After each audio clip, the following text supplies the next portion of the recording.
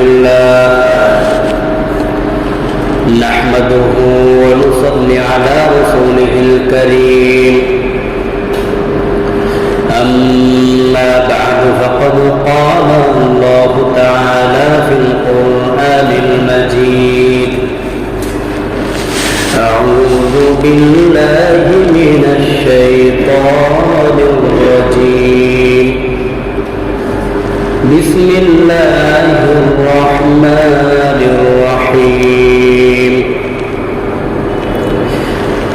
سبحان الذي أسرى بعبده ليلا من المسجد الحرام إلى المسجد الأقصى الذي باركنا حوله لنريه من آياتنا إنه هو السميع البصير وقال تعالى إن الذين يأكلون أموال اليتامى ظلما إنما يأكلون في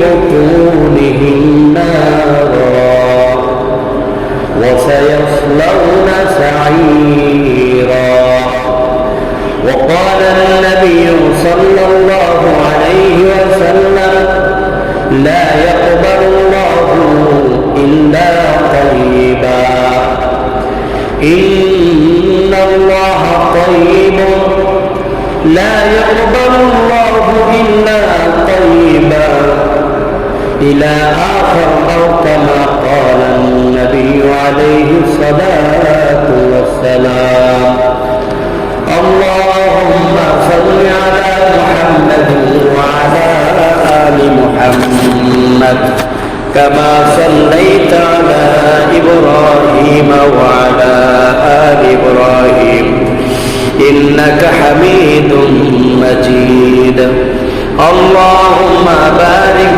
على محمد وعلى آل محمد كما باركت على إبراهيم وعلى آل إبراهيم إنك حميد مجيد بلغ العلا بكماله كشف الدجى بجماله حسنت جميع خصاله صلوا عليه وآله سبحانك لا علم لنا إلا ما علمتنا إنك أنت العليم الحكيم আলহামদুলিল্লাহ আল্লাহ পাকের দরবারে লাখ কোটি শুকর আল্লাহ আমাদেরকে তার ঘর মসজিদের মধ্যে প্রতি জুমার ন্যায় জুমাতে উপস্থিত হওয়ার তৌফিক দান করেছেন শুকরিয়া আদায় করে বলি আলহামদুলিল্লাহ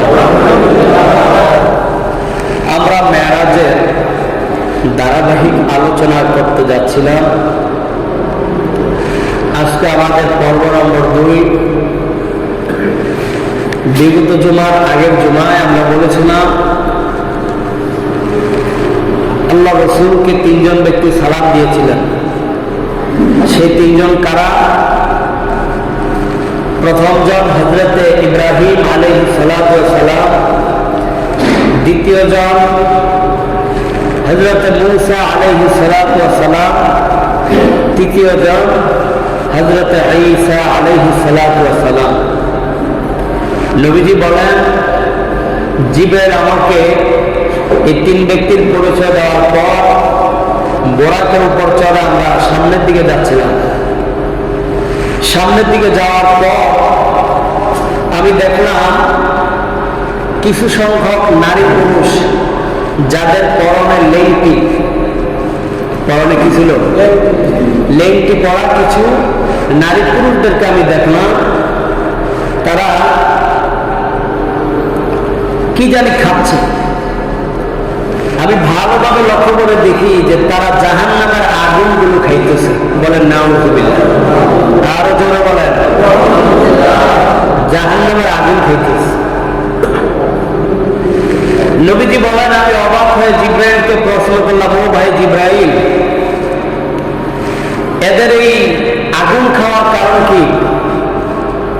কোন অপরাধের কারণে তারা আগুন খাচ্ছে। তো জিব্রাইল বললেন, ইয়া রাসূলুল্লাহ, যে কথাটা সূরা নিসার 12 নম্বর আয়াতের মধ্যে আল্লাহ বললেন, ইন্নাল্লাযীনা ইয়াকুলুনা আমওয়ালাল ইয়াতামা যুলমা। নবী বলেন, আল্লাহ তাআলা কোরআনের মধ্যে বলেন, ইন্নাল্লাযীনা ইয়াকুলুনা আমওয়ালাল ইয়াতামা যুলমা, যাদেরকে মেরাজের রাত্রে দেখলেন জাহান্নামের আগুন বক্ষণ করতেছে, এই মানুষগুলা দুনিয়ার মধ্যে পিতৃহীন ইয়েতিম শিশুদের সম্পদগুলা বক্ষণ করত অন্যায় ভাবে। ইয়াকুলুনা আমওয়ালাল ইয়াতামা যুলমান ইন্নামা ইয়াকুলুনা ফী বুতুনিহিম নারা। আল্লাহ তাআলা বলেন, নবী, এরা আসলে ইয়েতিমের পিতৃহীন ইয়েতিমের সম্পদ অন্যায়ভাবে বক্ষণ করে না, বরং জাহান্নামের আগুনগুলোই তারা বক্ষণ করে। বলেন নাউযুবিল্লাহ। অন্যায়ভাবে তারা জাহান্নামের আগুনগুলোই খাইতেছে। আমাদের দেশের মধ্যে পিতৃহীন ইয়েতিম শিশু সন্তানের সম্পদ অন্যায়ভাবে বকবারি আছে না নাই? কম না বেশি? বড় ভাই মারা গেছে অথবা ছোট ভাই মারা গেছে, ওই এতিম শিশুর সম্পদ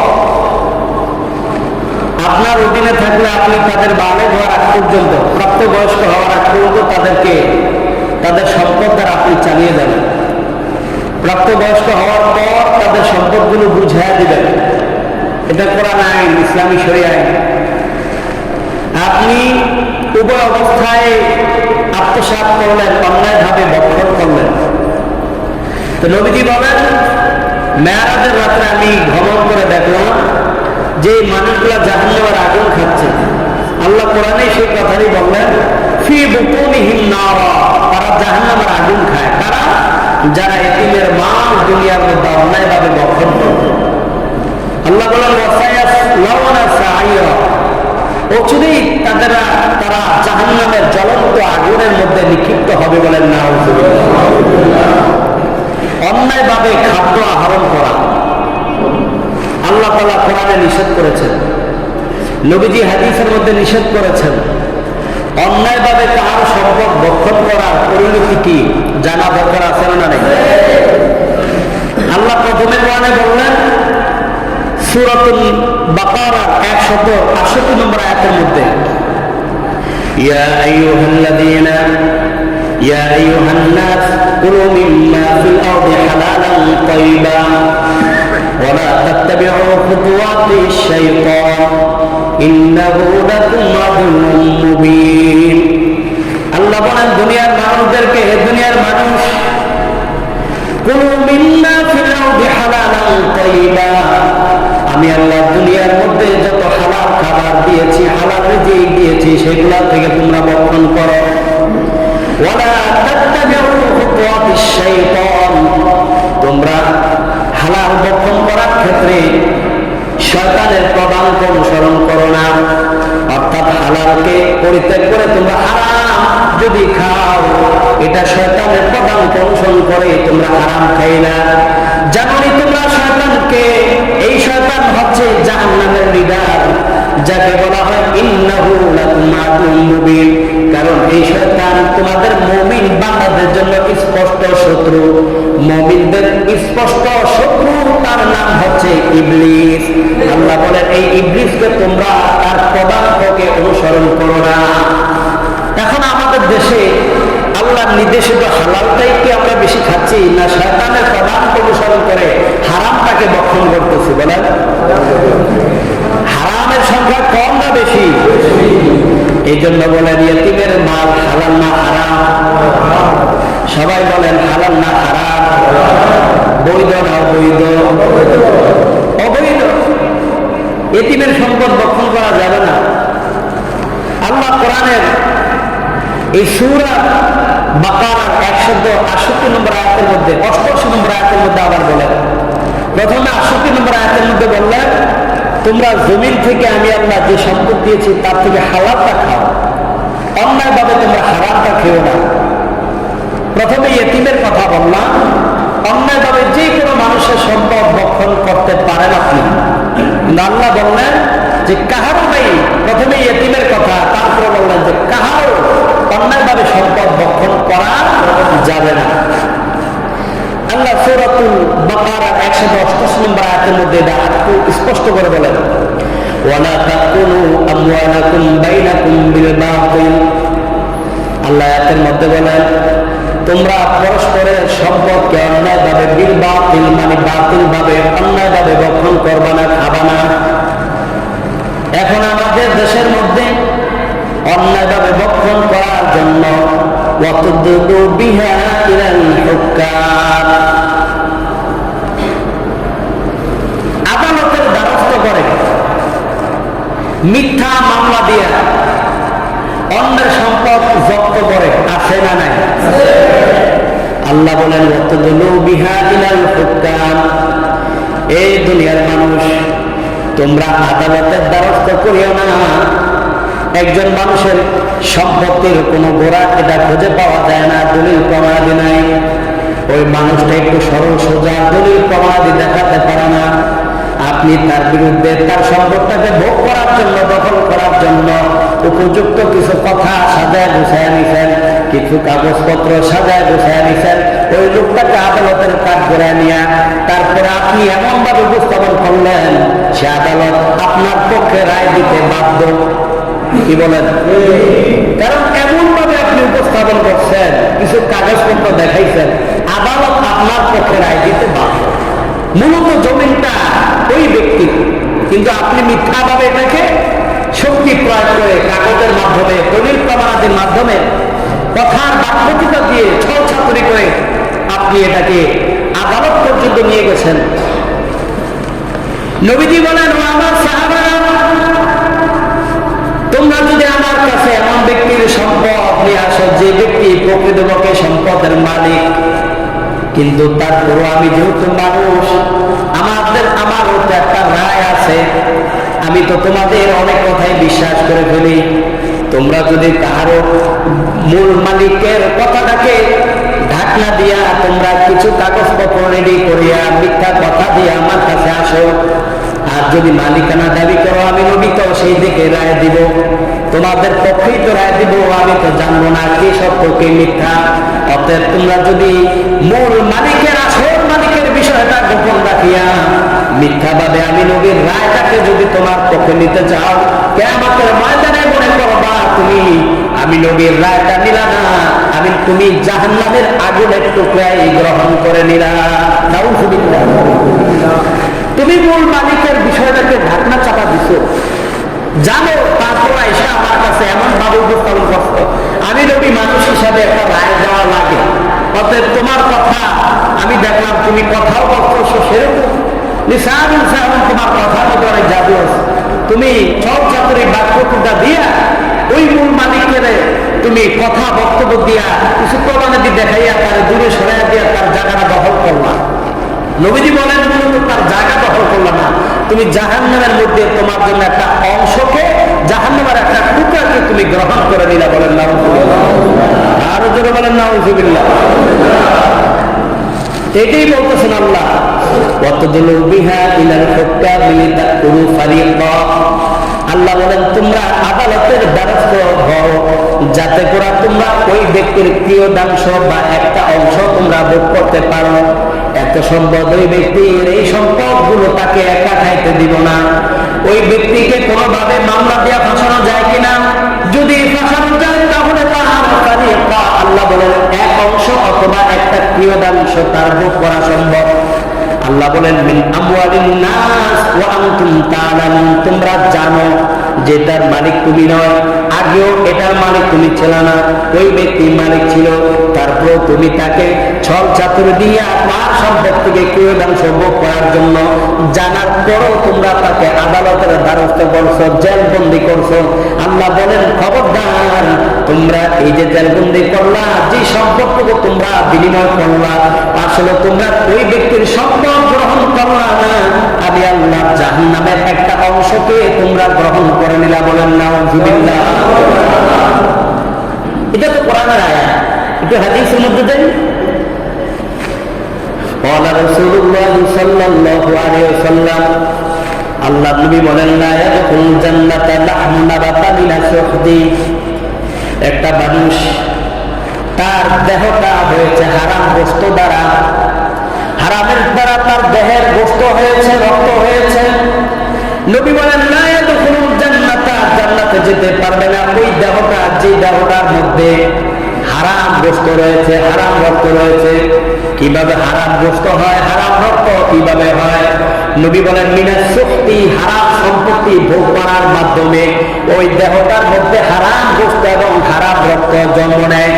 আল্লাহ নবী বলেন ওয়া কুল্লু নাবাতিন মিনাস সুহতি কানাতিন নারু আওলা বিহি, যেই মানুষটার দেহটা হারাম থেকে হয়েছে, হারাম গোশত এবং হারাম রক্ত যেই মানুষটার দেহের মধ্যে আছে, নবী বলেন কানাতিন নারু আওলা বিহি, ওই দেহটা জাহান্নামের জন্য অধিক উপযুক্ত। বলেন নাউযুবিল্লাহ। তাহলে জাহান্নামের জন্য কোন দেহটা অধিক উপযুক্ত? যে দেহটার মধ্যে হারাম ঢুকছে, যে দেহটার রক্ত মাংস হারাম। বুঝে আসছে? যে দেহের রক্ত মাংস হারাম, ওই দেহটা কিসের জন্য উপযুক্ত? জান্নাতের জন্য না জাহান্নামের জন্য? জাহান্নামের জন্য। আল্লাহ আমাদেরকে হেফাজত করে বলেন আমিন। এরপরে নবীজি বললেন অন্য হাদিসের মধ্যে, ও আমার সাহাবারা শুনো, ইন্নাল্লাহা তাইয়িবুন, আমার আল্লাহ পবিত্র। ইন্নাল্লাহা তাইয়িবুন, আল্লাহ পবিত্র। লা ইয়াকবালুল্লাহু ইল্লা তাইয়িবা, আমার আল্লাহ পবিত্র ছাড়া কোনো জিনিস গ্রহণ করেন না। যদি কোনো ব্যক্তি ওযুবিহীন নামাজ পড়ে, নামাজ হবে কিনা? হবে নামাজ। যদি ওযুবিহীন কোরআন পড়ে, কোরআন পাওয়া হবে। কোরআনের সওয়াব তো পাবে দূরের কথা, নামাজের সওয়াব তো পাবে দূরের কথা, বরং ওই বান্দা নামাজ আর কোরআন পড়ার কারণে উল্টা গুনাহগার হবে। ঠিক কিনা? যদি একটুখানি দৃষ্টিভঙ্গি শরীয়তের বিধান ওযু কর, তাহলে তোমার নামাজ হয়ে যাবে। কারণ ওযুর মাধ্যমে বান্দা পবিত্র হয়। ওযুর মাধ্যমে বান্দা কি হয়? পবিত্র হয়। বান্দা যদি পবিত্র নাই হয়, তাহলে এই বান্দার নামাজ ইবাদত কোনো কিছু আল্লাহর দরবারে গ্রহণযোগ্য হবে না। কারণ আমার আল্লাহ পবিত্র। সুবহানাল্লাহ। আল্লাহ কি বলেন? পবিত্র। লা ইয়ামাসসুহু ইল্লাল মুতাহহারুন, আল্লাহ কোরআনে বললেন এই কোরআনকে তোমরা পবিত্রতা ছাড়া গ্রহণ করবা না, স্পর্শ করবা না, ছুঁইবা না। অবশ্যই তোমরা পবিত্রতা অর্জন করে নিবা। তো নামাজের আগে আমরা ওযু করি, এই জন্য বলে আত-তুহুরু মিফতাহুস সালাহ, যে তুহুর পবিত্রতা, এটা হচ্ছে নামাজের চাবি। আর আল মিফতাহু জান্নাতুস সালাহ, বা নামাজ হচ্ছে, বা as-সালাতু মিফতাহুল জান্নাহ, নামাজ হচ্ছে জান্নাতের চাবি। এটা যদিও হাদিসের বিষয় না, কিন্তু ওলামায়ে কেরাম বলেন যে নামাজের চাবি হচ্ছে ওযু। নামাজের চাবি কি? ওযু। আর নামাজের জান্নাতের চাবি কি? নামাজ। নামাজের চাবি ওযু মানে পবিত্রতা। তো যখন ওযু পবিত্রতা করে আপনি নামাজ পড়বেন, তো এই নামাজটা হচ্ছে কার চাবি? জান্নাতের চাবি। মিফতাহুল জান্নাতিস সালাহ, আমরা তো অনেকে জানি, যদি এটা হাদিস না। মিফতাহুল জান্নাতিস সালাহ, কেউ বলেন হাদিস, কেউ বলেন হাদিস না, এটা নিয়ে একটা আছে। তো মিফতাহুল জান্নাতিস সালাহ, নামাজ হচ্ছে বেহেশতের চাবি। এখন এখানে বুঝাই দেন বিষয়টা যে জান্নাতের চাবি হচ্ছে নামাজ, আর নামাজের চাবি কি? পবিত্রতা, ওযু। আল্লাহ বলেন ইন্নাল্লাহা তাইয়িবুন, নিশ্চয় আল্লাহ পবিত্র। লা ইয়াকবালুল্লাহু ইল্লা তাইয়িবা, তিনি পবিত্রতা ছাড়া বান্দার কোনো আমলকে গ্রহণ করেন না। সুবহানাল্লাহ। এখন আপনি আসেন, আপনার খাবার যদি পবিত্র হয়, তাহলে আল্লাহ আপনার দোয়াটাকেও কবুল করে নেবেন। খাবার যদি নাপাকি হয়, মানে খাবার যদি অপবিত্র হয়, অন্যায়ভাবে খাবার ভক্ষণ করেন, তাহলে সেই খাবার ভক্ষণ করার পর আপনি যদি দোয়া করেন আল্লাহর কাছে, আল্লাহ সেই দোয়া কবুল করবেন? কেন করবেন না? কারণ আপনার খাবারটা অপবিত্র ছিল, অন্যায়ভাবে ছিল। যে নামাজ আপনি পড়েছেন ওযুবিহীন, সে নামাজ আল্লাহ যেমন কবুল করবেন না, যে কোরআন আপনি পড়েছেন উদুবিহীন, সেই কোরআনের তেলাওয়াত যেমন আপনার সওয়াব পাবেন না, আল্লাহর দরবারে কবুল হবে না, ঠিক যে খাবারটা আপনি অন্যায়ভাবে খেয়েছেন, সেই খাবার খাওয়ার কারণেও, সেই খাবারের কারণে আপনি যে দোয়া করেছেন, ইবাদত করেছেন, সেই ইবাদতটা আল্লাহর দরবারে কবুল হবে না। কথাটা বুঝিয়ে দেবো আপনাদেরকে। একটু সামনে চলে আসেন, আপনারা অনেক ভাই বসতে চায়, একটু সরাসরি দেখে আলোচনা শুনতে চায়। আমরা যদি একটু সামনে জায়গা করে দিই, সবাই কিন্তু আপনার নামাজের জায়গাটা দখল করবে না, উপরেই চলে যাবে। আমরা একটু জায়গা করে দিব, মেহেরবানি করে ওই কোনায় চেপে যাই, অনেক কোনা অনেক জায়গা আছে, রোদের আলো, নাতিশীতোষ্ণ, খুব ভালোই লাগবে। একটু যান, ওই কোনায় যান, লাই আমরা সহিল্লাল মুতাহার। তো দেখেন আল্লাহ তাআলা বলেন যে আমি বান্দা ওই আমলটা গ্রহণ করি যে আমলটা বান্দা পবিত্র খাদ্যের মাধ্যমে করে থাকে, সুবহানাল্লাহ। আর যে আমলটা বান্দা অপবিত্র খাদ্য, অন্যায়ভাবে খাদ্য খেয়ে যদি আমলটা করে, সে আমল আমার আল্লাহর দরবারে কবুল হবে না। দেখেন আপনি যখন হালাল খাবার খেয়ে ইবাদত করবেন, আলাদা একটা নূর পয়দা হয়, ইবাদতের মধ্যে একটা স্বাদ, একটা মজা অনুভব হয়, ঠিক কিনা বলেন?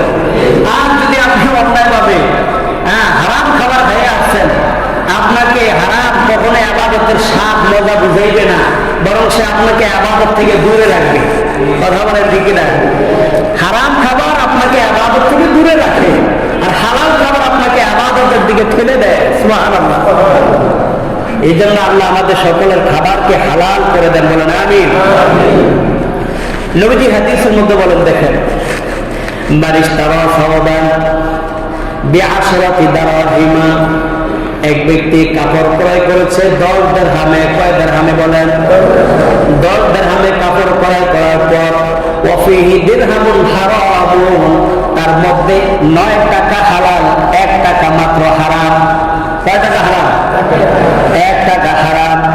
আল্লাহ নবী বলেন লাম ইউকবালুল্লাহু সালাতান বাদা মা আলাইহি, ওই ব্যক্তির নামাজ আল্লাহ কবুল করবে না যতক্ষণ না তার ওই হারাম 1 টাকার বিনিময়ে পোশাক যখন সে তার গায়ে পরিধান করে রাখবে, যতক্ষণ ওই পোশাকটা তার গায়ে থাকবে, ততক্ষণ যে যত ইবাদত করবে, যদি নামাজ পড়ে, কোরআন পড়ে, আল্লাহ তাআলা ওই বান্দার পক্ষ থেকে নামাজ আর কোরআন কোন ইবাদতেই গ্রহণ করবেন না, বলেন নাউযুবিল্লাহ।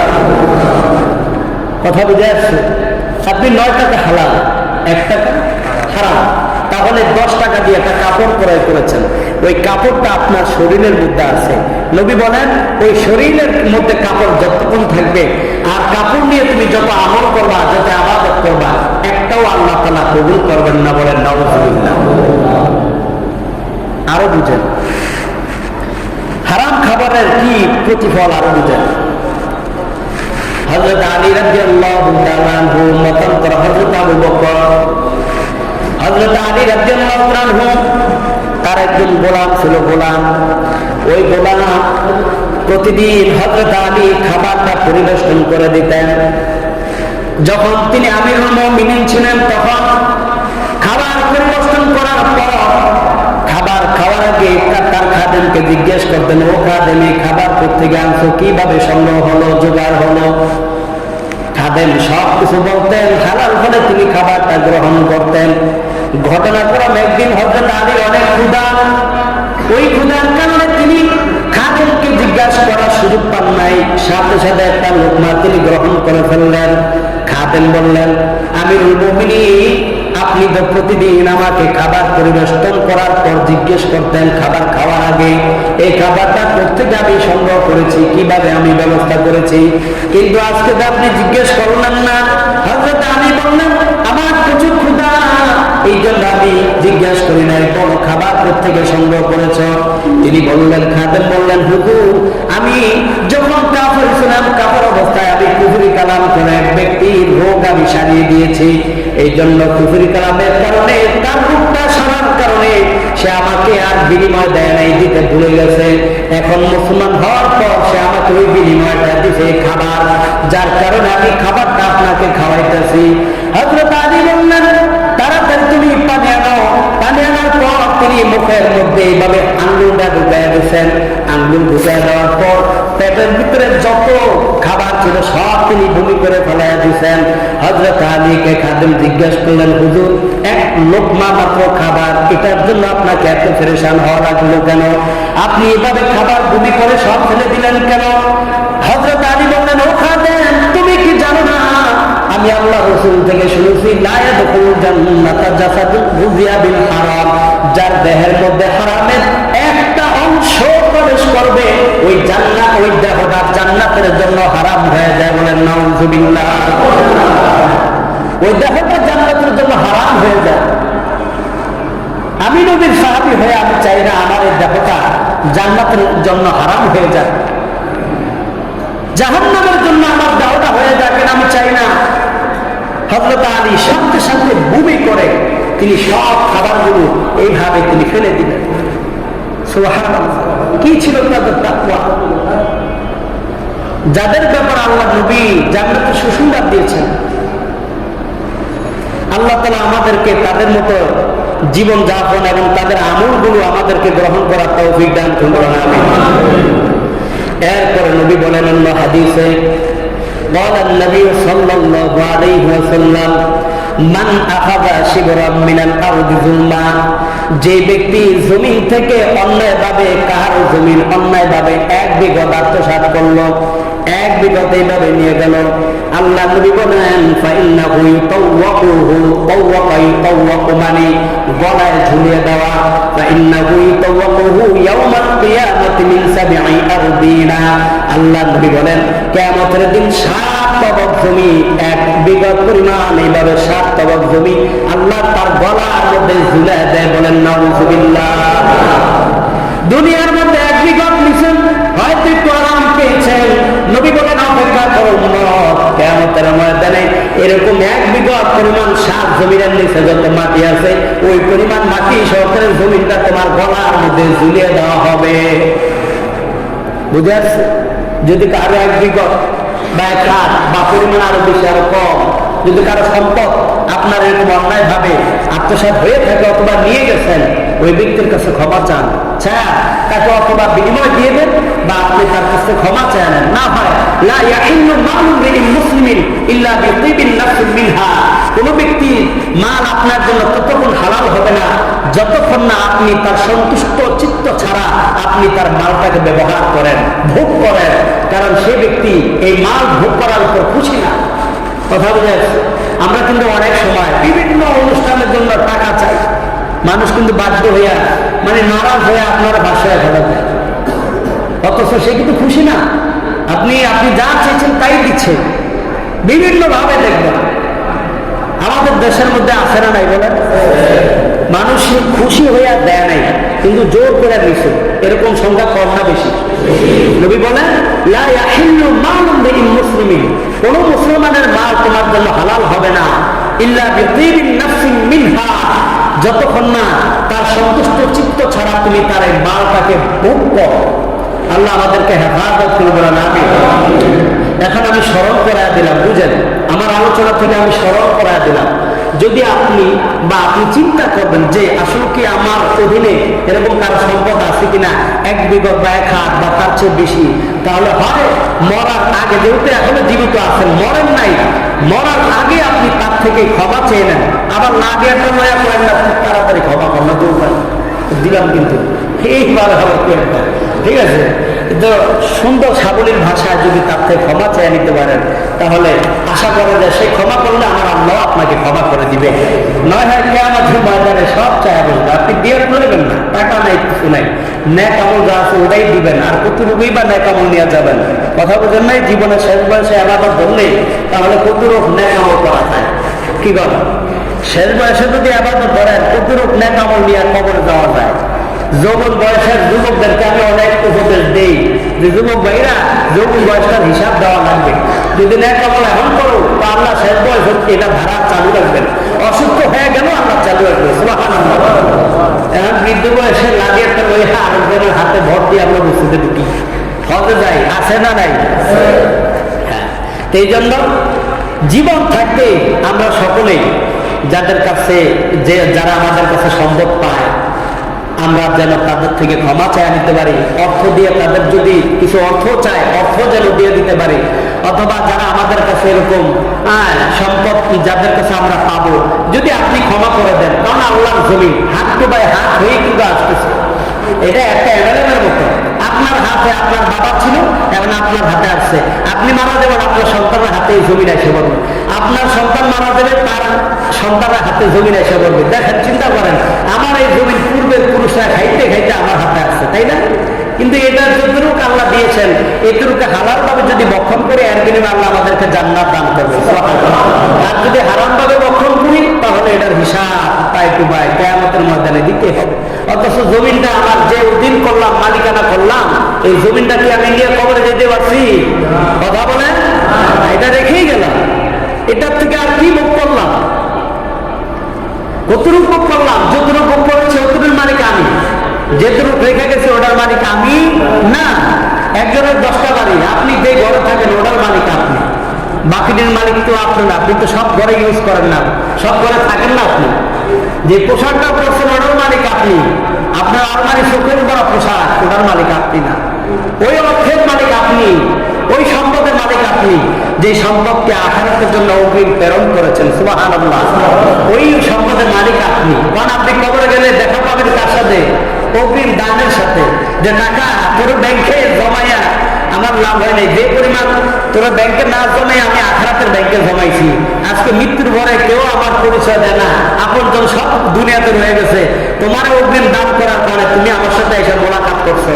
তখন যদি দানটা পরিমাণ কম হয়ে যায় তখন আফসোস করুন, আল্লাহ ব্যাংকের মধ্যে আমার 1 কোটি আছে, আমার আবার একটু যদি মেহেরবানি করে সুযোগ দিতেন আমি দুনিয়াতে গিয়া ওই সব টাকা পয়সা দান করে আপনার দরবারে হাজির করব। কথা বুঝছেন? এইভাবে বলবেন তখন।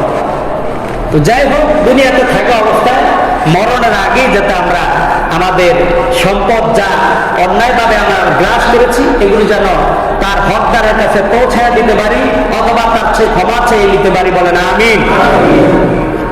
এরপরে নবীজি বললেন, قال رسول الله صلى الله عليه وسلم من قطع ميراث ورثه, যে ব্যক্তি তার মিরাসের ক্ষেত্রে ওয়ারিসকে কর্তন করে দেয়, বড় ভাই ছোট ভাই বোনদের সম্পদগুলো বাবার থেকে লিখে নেয়, আছে না নাই?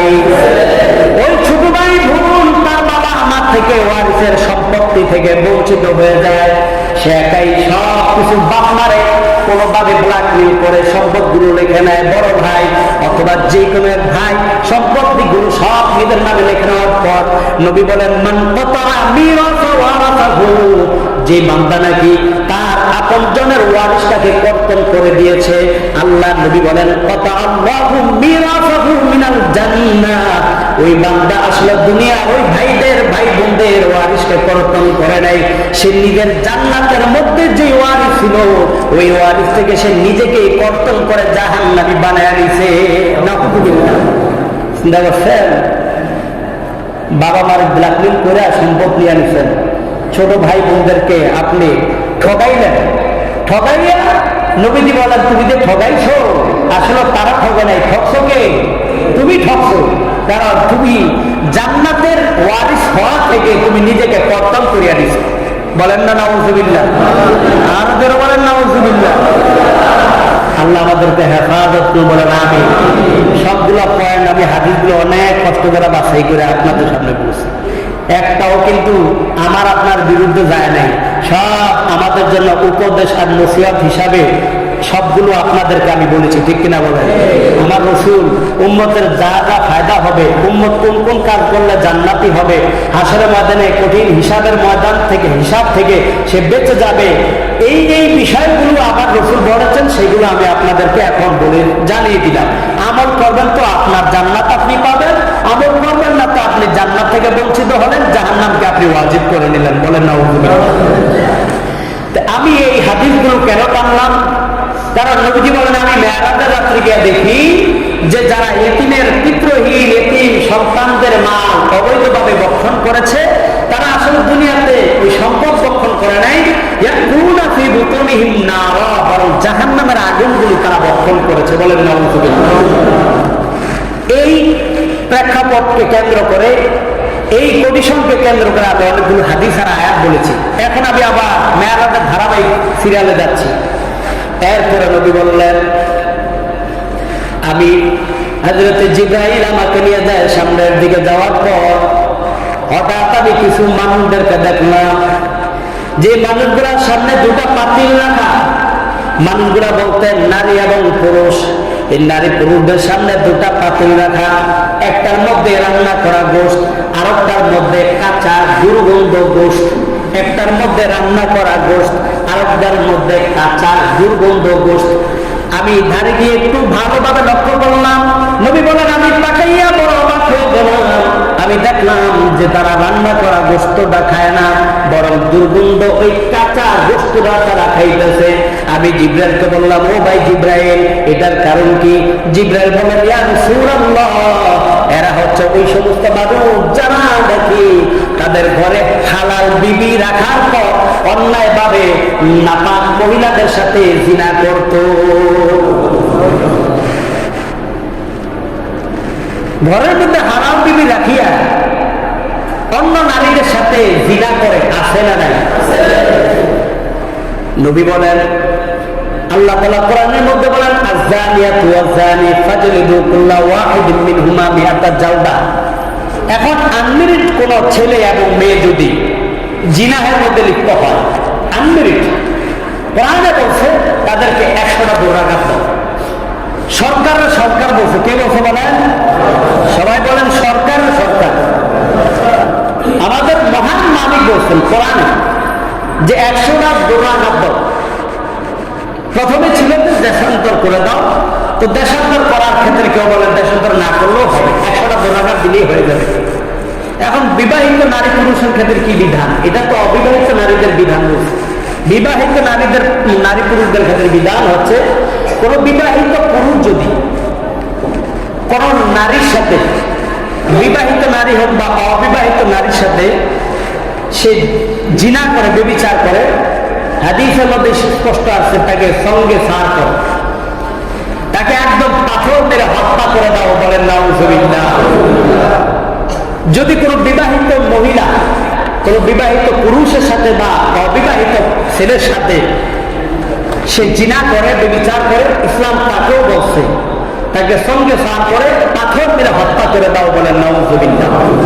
তাহলে নারী পুরুষ, বিবাহিত নারী পুরুষ দুইজনেই যদি ব্যভিচারের মধ্যে লিপ্ত হয়, ইসলামী শরিয়া বলছে পৃথিবীর মধ্যে 3 শ্রেণীর মানুষকে হত্যা করা যায়। কয় শ্রেণীর?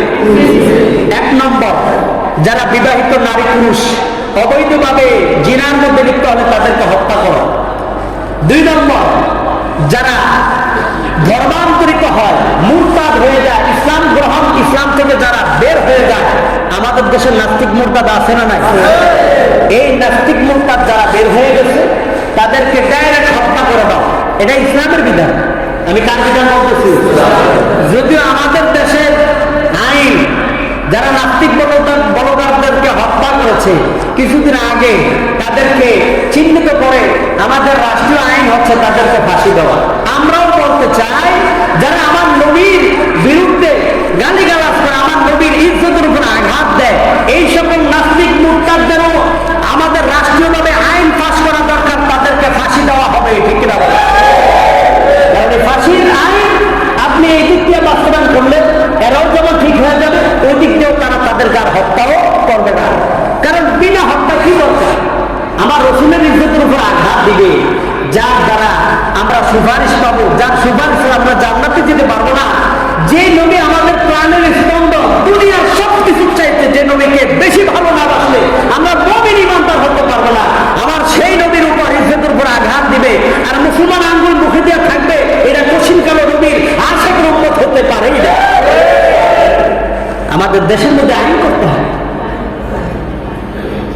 এই জন্য আমাদের দেশে যে আইন আছে, নাস্তিক বলগারদেরকে হত্যা করলে যেমন হত্যার বিনিময়ে হত্যা করা, এটা ইসলামই বলে দিয়েছে। কোন ব্যক্তি যদি আমাকে হত্যা করে, তো আমার আত্মীয় স্বজনরা তাকে হত্যা করে। হত্যার বিনিময়ে হত্যা নাই। এখন তো আমাদের দেশের দেশ গরিবা নাই সেই, কারণ আমাদের দেশ বলে কথা না, হলো আমাদের দেশ হলো মুসলমান রাষ্ট্র। কি রাষ্ট্র বলেন? মুসলমান রাষ্ট্র, এটা ইসলামিক রাষ্ট্র না। কারণ আমার দেশের তিনটার একটাও বাস্তবায়ন করা যাবে না। কেন বলেন তো? কারণ মুসলমান রাষ্ট্র ইসলামী রাষ্ট্র না, সৌদি ইসলামী রাষ্ট্র এবং মুসলমানও রাষ্ট্র। এই জন্য সৌদিতে তিনটা আইন করতেছে যে সৌদির মধ্যে সংবিচার করা হয়, জিনা ব্যভিচার করে ধরা হলে তাকে মারা, হত্যার বিনিময়ে হত্যা করে দেওয়া হয়, চোরের হাত কেটে দেওয়া হয়। তারপরে আপনার অবৈধভাবে জিনা করলে নারী অবিবাহিত তাদেরকে 100টা বলাঘাত করা হয়। এরপরে যারা মুরতাদ হয়ে যায় তাদেরকে হত্যা করা যায়। এটা সৌদি আছে, আর আপনার আছে আমাদের দেশে। এটা থাকবে তখনই যখন এটা ইসলামী রাষ্ট্র হবে। যাই হোক, আমরা দোয়া করি, যেহেতু আমরা মুসলমান, ইমান নিয়ে মরতে চাই, আমার রসুলের মহব্বত, আমার রসুলের আইন, আমার আপনার আইন, আমার এই সমাজের মধ্যে এই ইসলাম এই দেশের মধ্যে বাস্তবায়ন হোক, আমরা চাই কি চাই না? অতএব আমরা তো মরেই যাব, কিন্তু যদি আমাদের কোন অবদানের মাধ্যমে আমার সমাজ, আমার দেশ যদি ইসলামের উপরে চলে আসে, কেন মৃত্যুর পরও এটা সবটা দাঁড়িয়ে সব আল্লাহ আমার কবরে পৌঁছাতে থাকবে। এই জন্য আপনার আমার দুনিয়ার মধ্যে যদি কেউ এরকম অবৈধভাবে মিলামেশা করে, জিনা ব্যভিচার করে, তো ঘরের মধ্যে পবিত্র স্ত্রী রাখিয়া, হালাল বিবি রাখিয়া, তো হালাল বিবি রাখা মানে রান্না করা গোস্ত রাখা। আর অবৈধ মেয়ের সাথে, অবৈধ নারীর সাথে জিনা করা মানে কাঁচা দুর্গন্ধ গোস্ত খাওয়া। এই দুইটা সমান, কথা বুঝে আসছে? তো নবী বলেন কতদিন পর্যন্ত এটা হবে, কতদিন পর্যন্ত এটা হবে? জিবরাইল বললেন, ইয়া রাসূলুল্লাহ, কিয়ামত পর্যন্ত এই শাস্তি ভোগ করবে। বলেন নাউযুবিল্লাহ। কারণ আমার দেশে যদি আপনি একজন পুরুষ এক বিবি দ্বারা আপনার হচ্ছে না, তাহলে আপনি মাসনা ওয়া সুলাসা ওয়া রুবা, দ্বিতীয় বিবাহ করতে পারেন, তৃতীয় বিবাহ করতে পারেন, চতুর্থ বিবাহ করতে পারেন। আমাদের দেশের আইন প্রথম বিবির কি লাগবে? সাইন লাগবে দ্বিতীয় বিয়ে করার জন্য। কিন্তু ইসলামের আইন হচ্ছে টপ লেভেলের আইন, আন্তর্জাতিক ইন্টারন্যাশনাল আইন, যেটা দুনিয়া আখেরাতে চলবে। কার আইন বলেন? আল্লাহর আইনে বলেন প্রথম নারীর কোনো অনুমতি লাগবে না। তোমার যদি তুমি যদি খরচ দিতে পারো, আল্লাহ তোমাদের নারীদের মধ্যে থেকে যাকে পছন্দ হয়, ভালো লাগে, তোমরা বিয়ে করে নাও। তবে ইনসাফ কায়েম করতে হবে। যদি ইনসাফ কায়েম করতে না পারো, দুই বিবির মধ্যে সমতা, যদি তিন বিবির মধ্যে, চার বিবির মধ্যে সমতা যদি রক্ষা করতে না পারো, তাহলে কিয়ামতের ময়দানে এইভাবে উঠবেন ঠিকই, একটা জিল্লা থাকবে, এমনি এমনি চলবে। তো সবাই দেখতে শিখবে যে তিন বিয়া করছিল বা দুই বিয়া করছিল, একবার উপরে হিসাব করছে, আরেকবার উপরে হিসাব করে নাই, সমতা রক্ষা করে নেই, এই জন্য আর কাজটা ঝুলে গেছে। কথা এর বেশি আর যাবো না, কারণ না বুঝে আছে, পরে আবার আমার কোন ধরনের ইয়ে করে আমি বলতে পারব না। পুরুষদেরকে অনেক সুযোগ সুবিধার কথা ইসলাম দিয়েছে বিবাহের ক্ষেত্রে। নারীরা মনে মনে করে তা আমাকে সাইডটার কথা দেয় না কা, হ্যাঁ এরা রাখতে পারবে সাইডটা, আমরা কিনে রাখতে পারবো না। আরে ভাই, 60 জন পুরুষ যদি একটা নারীকে ভোগ করে, তাহলে সন্তান কার এটা জানা যাবে? কারণ তা এর মধ্যে মারামারি রাখবো, এমন মারামারি যে শাসনটা একদম এমন মারাবে, করোনা চেয়ে বড় করোনা হয়ে যাবে, একটা লাভ দুনিয়ার মধ্যে থাকবে না। এই জন্য ইসলামী শরিয়াতে হয়তো আপনাদেরকে একটাই করছে। আমাদের দেশের নারীরা কিন্তু চাইলে তারা 10-15টাও এরকম স্বামী গ্রহণ করতে পারে। কিভাবে? যদি প্রথম স্বামী ডিভোর্স দেয় অথবা মারা যায়, তো ওই বিধবা নারী অন্য স্বামীর কাছে আবার যেতে পারে। ওই বিধবা নারী আবার ওই তার দ্বিতীয় স্বামীও যদি মারা যায়, তাহলে ওই স্বামীটা, ওই নারীটা আবার আরেকজনের কাছে বিয়ে করতে পারে। আমাদের দেশে এরকম আছে, 6 জন স্বামী পার করছে, 10 জন স্বামী পার করছে। আপনাদের দেশে আসেনি? এরকম হয়, অনেক নারী হয়। এটা কিন্তু খারাপ বিষয় না, এটা ভালো। বিধবা বিবাহ করা শূন্য। কথা বুঝে আছে? আমার রসুলের একজন ছিলেন আমাদের আয়েশা, সারা সবাইকে আল্লাহ রসুল বিধবা হিসেবে বিবাহ করে সুন্নতকে বুঝাইয়া দিচ্ছেন। কাউকে সমাজের এরকম অপাত্র, সমাজ থেকে বঞ্চিত, এটা বুঝাই, এটা থেকে আল্লাহ রসুল তাদেরকে হেফাজত করছেন যে নারীদেরও অধিকার আছে, নারীদেরও কি আছে? স্বাধীনতা আছে, নারীদের ইজ্জত আছে, সম্মান আছে। আল্লাহ তাআলা তাদেরকে সেই সম্মান দিয়েছেন। আমরা মনে করি বিধবা হয়ে গেলে এদেরকে বিবাহ করবো, তাহলে কেমন কি হয়, মানুষ কি বলবে? না, আপনি বিবাহ যদি সামর্থ্য থাকে আপনি বিধবা বিবাহ করবেন, বললে এটা সুন্দর সব হবে। ওই নারী আপনাকে যে ভালোবাসবে, প্রথম নারীর চাইতে দ্বিতীয় নারীটা কন্টেস্ট করে দেখবেন যে দ্বিতীয় নারীটা আপনাকে বেশি ভালোবাসে। এটা ওই বিধবার কারণে স্বামী হারাইছে, এই জন্য। যাই হোক, এটা ভিন্ন মাসলা, আমি সেদিকে যাব না। আমাদের উদ্দেশ্য হচ্ছে মেরাজের বিষয়। তো নবীজি বললেন এই ঘটনা এইভাবে কতদিন চলবে? আল্লাহ রাসূল জিবরাইল বললেন, ইয়া রাসূলুল্লাহ, কিয়ামত পর্যন্ত এই শাস্তি চলবে। তাহলে আমাদের ঘরে যাদের হালাল বিবি রয়েছে, হালাল বিবির বাহিরে আমরা কোনো অন্যায় নারীদের সাথে জিনা ব্যভিচারে লিপ্ত হব না। রাজি আছে তো ইনশাআল্লাহ? আল্লাহ আমাদের সকলকে পবিত্র জীবন লাভ করা তৌফিক দান করুন, বলেন আমিন। এরপরে নবী বললেন, আমি সামনের দিকে গেলাম, যাওয়ার পর আমি দেখলাম একদল নারী আর পুরুষ তাদের মাথাটাকে সেচা হতে, সেচা পাথর দ্বারা সেচা হয়। আমি বড় অবাক হয়ে গেলাম যে তাদের মাথায় পাথর মারার পর মাথাটা চূর্ণ বিচূর্ণ হয়ে যায়, আবার মাথাটা আগের মতো ভালো হয়ে যায়, আবার পাথর মারে আবার ভালো হয়ে যায়, আবার পাথর মারে আবার পাথর মারে আবার ভালো হয়। আল্লাহ নবী বললেন, আমি জিবরাইলকে বললাম, ও ভাই জিবরাইল, এটার কারণ কি? তারা বললেন, আল্লাযিনা সাহুনা আন সালাতিল মাকতুবা, এই মানুষগুলো ফরজ নামাজের ক্ষেত্রে বড় উদাসীন ছিল। আছে না নাই? ফরজ পরে সূর্য ওঠার পর, জোহর পরে সূর্য, জোহর পরে আসর আসবে এমন সময়, আবার আসর পরে মাগরিবের সময়, সূর্য ডুবার পর মাগরিব গনে আসলে আসর পরে, মাগরিব পরে একটু বিলম্বে আসার সময়, এসা পরে রাত 12টার পর। আছে না নাই? এটা হলো এক শ্রেণী। আর শ্রেণী নামাজে আসে না। তখন করে আমাকে পড়ার যে ফজর পরে বিলম্বে, আমি তো ফজরই ভুলি না। আমি আলহামদুলিল্লাহ কয়েকজনে ঠিক করছি, এরা ফজর কাজার যদি এরা ফজর পড়ার পরে আমার ফোন হয়ে হুজুর ফজর তো করতে পারলাম না, আমি তো ইন্দালিল্লাহ। সূর্য মাথা বরাবর আসার আগ পর্যন্ত আপনাকে অবশ্যই ফজরটা কাজা করতে হবে। সুন্নত সহ তখন ফজর কাজা করবে। কথা বুঝে আসছে? অনেক মনে করে ফজর তো নাই, ঘুম থেকে উঠে দেরিতে ফজর মনে হয় মাফ না। ফজর তো মাফ নেই, এটা তো শাস্তি পাবেনি কিয়ামতের ময়দানে। তবে ফজরটা যাতে আপনার যেহেতু বিলম্ব হয়েই গেছে, আপনি কাজা করে নেবেন। কয় রাকাত? 4 রাকাত। সুন্নত 2 রাকাত, 2 রাকাত ফরজ। সূর্য মাথা বরাবর থাকার আগ পর্যন্ত, এরপরে আপনি 2 রাকাত ফরজ কাজা করবেন, সুন্নত আর করা লাগবে না। তো আমাদের দেশে নামাজের প্রতি উদাসীনতা আছে না নাই? আমাদের মা বোনরাও, এরাও নামাজের ক্ষেত্রে উদাসীনতা করে। আপনার তো মোটামুটি আজান শোনার পর যারা যুবকরা আছেন, পুরুষরা দোকানপাট, তখন কি মানে শয়তান কিছু কাস্টমার ভাড়া দেয়, তার ফেলা বলা করে যা, ওরা নামাজি দোকানদার, ওদের সামনে যা গিয়ে দাঁড়া, যাতে জামাতটা না পায়। বলেন নাউজুবিল্লাহ। এইভাবে আমাদেরকে দূরে সরাই দেয়। এরপরে মা বোনদেরকে বলে, আবার দিছে তরকারিটা বসাইছনি, আলুটা সিদ্ধ হয়েছিল একটু দেওয়া তো, ভাতটা একটু বলছনি, একটু সিদ্ধ হয়েছিল, এই সেই করে আপনার। এরপরে মা বোনরা মনে করে যাক তরকারিটা হওয়ার পরে নামাজটা করুন। আপনি তো নামাজটা রেখে দিলেন, আপনি এই তরকারি সিদ্ধ হওয়ার পর নামাজ পড়তে পারবেন, এর মধ্যে আপনি বাঁচতে পারবেন, এর কোনো গ্যারান্টি আছে? কারণ আপনার জীবন চলে যেতে পারে। নামাজকে সময় মতো আগে আদায় করে নেন। এই জন্য তো বলে, নামাজকে বলো না কাজ আছে, কাজকে বলো আমার নামাজ আছে। কি বলেন? আমরা কাজকে বলবো আমাদের নামাজ আছে। নামাজ আগে, সালাত আগে, আল্লাহর হুকুম আগে। যখন আল্লাহর হুকুম ঠিক রাখবেন, আল্লাহ আপনার বাহিরের সব কাজগুলো ঠিক করে দিবেন। আর যদি আল্লাহর হুকুম ঠিক না রেখে আপনি বাহিরের যত কাজ ঠিক রাখবেন চান, আল্লাহ পেরেশানি ঢুকে দিন, বাহিরের কোনো কাজ ঠিক করতে পারবেন না। এই জন্য আগে আমরা নিয়োগ করে নিই যে মাকতুবা ফরজ নামাজের ক্ষেত্রে আমরা কেউ আর উদাসীনতা দেখাবো না। 2 হাত তুলে আপনাকে দেখান না, আল্লাহ সবার হাতকে আপনি ফরজ নামাজের জন্য কবুল করে নেন। হাত নামা। এরপরে নবী বললেন, আমি সামনের দিকে গেলাম, যাওয়ার পর দেখলাম একজন লোক ফসল, এইভাবে ফসল মানে ফসল লাগাচ্ছে, আবার সাথে সাথে ফসল হয়ে যায়, ফসলটা আবার কেটে ফেলে, আবার লাগায়, আবার হয়ে যায়, আবার কেটে ফেলে, আবার হয়। ফসল এইভাবে হওয়ার কারণে আমি বড় আশ্চর্য হয়ে যায়। আমি জিবরাইলকে বললাম, জিবরাইল, এটা এরা কারা? এইভাবে এত সুন্দর ফসল লাগায়, ফসল হয়, আবার কেটে ফেলে, আবার ফসল হয়, আবার কেটে ফেলে। নবী জিবরাইল বললেন, ইয়া রাসূলুল্লাহ, হুমুল মুজাহিদুনা ফি সাবিলিল্লাহ, যারা আল্লাহর রাস্তায় জিহাদ করেছে, আল্লাহ তাআলা কিয়ামত পর্যন্ত তাদেরকে এইভাবে সওয়াব দিতেই থাকে। জিহাদের প্রয়োজন আছে না নাই?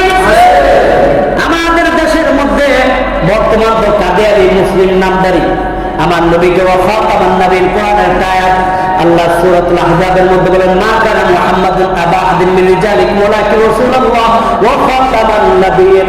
আল্লাহ তাআলা বলেন, আমার নবীর কোরআন কোন নবী নাই। কাদিয়ানীরা আমার নবীকে শেষ নবী মনে করে না। বলেন তো, এই যে আয়াতটা কোরআনের ভিতরে না কোরআনের বাহিরের আয়াত? কোরআনের ভিতরে আয়াতকে যদি একটা আয়াতকে কেউ অস্বীকার করে, সে মুমিন থাকে নাকি? ওই ব্যক্তি কাফের হয়ে যায়। তাহলে বোঝা গেল যারা আমাদের নবীকে শেষ নবী মানে না, একমাত্র বাংলাদেশে একটা দল আছে কাদিয়ানী, আছে না নাই? এই কাদিয়ানীরা আমাদের নবীকে শেষ নবী মানে না। এই কাদিয়ানীদেরকে রাষ্ট্রীয়ভাবে কাফের ঘোষণা দেওয়ার জন্য যদি আমাদেরকে মাঠে নামতে হয়, জান্নাত দিয়ে মাঠে নামতে রাজি আছি কারা কারা? আল্লাহ সকলের হাতকে কবুল করে বলেন আমিন। জিহাদি তামান্না ছাড়া যদি কেউ মারা যায়, নবী বলেন তোর মৃত্যুটা মুনাফিকের মৃত্যু, বলেন নাউযুবিল্লাহ। জিহাদি তামান্না ছাড়া যদি, আরে ভাই মরেই তো যাবো, মরে গেলে তো একটু মরণ হবে, অতএব একটু জিহাদি তামান্না রাখি না যে আল্লাহ যতটুকু পারি, যে চাপে আছি যেভাবে চলি, কিন্তু আপনার ইসলামকে আমরা রক্ষা করার জন্য আমাদের দিলের মধ্যে একটু জিহাদের তামান্না আছে। এই অবস্থায় যদি আপনি মারা যান তাহলে ইমানি এবং মুমিনের একটা মৃত্যু নসিব হবে, অন্যথায় বেঈমানি মুনাফিকের একটা মৃত্যু হবে, যে মুনাফিকের মৃত্যুর দ্বারা ইন্নাল মুনাফিকিনা ফিদ দারকিল আসফালি মিনান নার, একদম জাহান্নামের তলদেশে আমাদের জায়গা হবে। সর্বশেষ যেটা বলবো, তো নবীজি বলেন কিয়ামত পর্যন্ত এরা এই সওয়াব পাইতেই থাকবে। এরপরে নবীজি বললেন, আমি সামনে দিয়ে গেলাম, যাওয়ার পর দেখি একজন লোক এভাবে কেসি দ্বারা নিজেদের ঠোঁট এবং জিহ্বাগুলো কাটতেছে। আমি বড় অবাক হয়ে যাই। জিহ্বাগুলো কাটার পর আবার ভালো হয়ে যায়, আবার জিহ্বা কাটে, আবার ভালো হয়ে যায়, আবার ঠোঁট জিহ্বা কাটে। আমি জিব্রাইলকে বললাম, জিব্রাইল এই সকল লোকগুলা কারা? জিব্রাইল বলেন, হুমুল ওয়াইজুনা দাল্লুনা মুদিল্লুন, এরা হচ্ছে ওই সমস্ত মানুষ যারা দুনিয়ার মধ্যে পথভ্রষ্ট বক্তা ছিল, যারা পথভ্রষ্ট ছিল, বয়ান দ্বারা মানুষগুলাকে গোমরাহ করত, নিজেদের ওয়াজ দ্বারা মানুষগুলাকে গোমরাহ করত, স্টেজের মধ্যে আল্লাহর জিকিরের পরিবর্তে খাজা বাবা, গাজা বাবা, ইয়া বাবা, লেংটা বাবা, বিড়ি বাবা আছে না নাই? বাবা যত সব ওয়াজ করার কারণে এরা দুনিয়ার মানুষদেরকে গোমরাহ বানাইছে। তো আল্লাহর দল নবীর দিয়া নবী গেছে, আল্লাহ গেছে গায়েব হইয়া, নবীর দল খাদার দিয়া খাদা রয়েছে আজগিরিতে শুইয়া, কেউ ছিল না খালি হাতে, খাদা বাবা দরবারেতে বলেন নাউযুবিল্লাহ। এই সকল ওয়াজগুলো যারা ইসলামে বলেন, এগুলো দুনিয়ার মানুষদের ঈমানকে ধ্বংস করে। এই জন্য এই ঈমান ধ্বংস বিধ্বংসকারী মাদার পূজারী এই বক্তাগুলোকে আমাদের দেশ থেকে তাদেরকে তাড়ানো দরকার।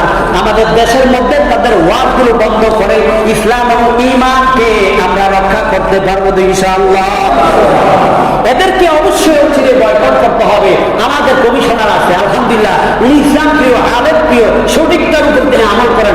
পুরো কামরাঙ্গীরবাসীর মধ্যে যদি কোনো ভদ্র বক্তা থাকে যাদের ওয়াজ দ্বারা মানুষ গুমরাহ হয়, যাদের ওয়াজ দ্বারা মানুষ গুমরাহ হয়, ঈমান হারা হয়, মাদার পূজারী হয়, শিরক করে, এই সকল বক্তাদেরকে এই কামরাঙ্গীরচরের মধ্যে একটাকে ঢুকতে দেওয়া যাবে না। আমাদের কমিশনার সাহেবের মাধ্যমে আমরা ইনশাআল্লাহ আমরা আত্মবিশ্বাসী, এই বিষয়ের ক্ষেত্রে আমরা হেল্প পাবো। আল্লাহ তাআলা আমাদের কমিশনের মাধ্যমে আমাদের সকলকে পুরো কামরাঙ্গীরচরকে বন্ধ বেদাতি মাদার পূজারী থেকে হেফাজত করবো না। আজকে এই পর্যন্ত, এরপরে সামনে ইনশাআল্লাহ আরো আলোচনা ধারাবাহিকভাবে মেরাজের আলোচনা কত ঘটনা শুনবেন। আল্লাহ পাক রব্বুল আলামিন আমাদের সকলকে যে পর্যন্ত আলোচনা করলাম এর মধ্যে যেগুলো আমল করার মতো সেগুলোকে আমল করার তৌফিক দান করেন, যেগুলো বর্জন করার সেগুলো বর্জন করে আল্লাহ সন্তুষ্টি হাসিল করার তৌফিক দান করুন। আমিন। ওয়া আখিরু দাওয়ানা আলহামদুলিল্লাহি রাব্বিল আলামিন। যারা সুন্নাত পড়ে শুনে তাদেরকে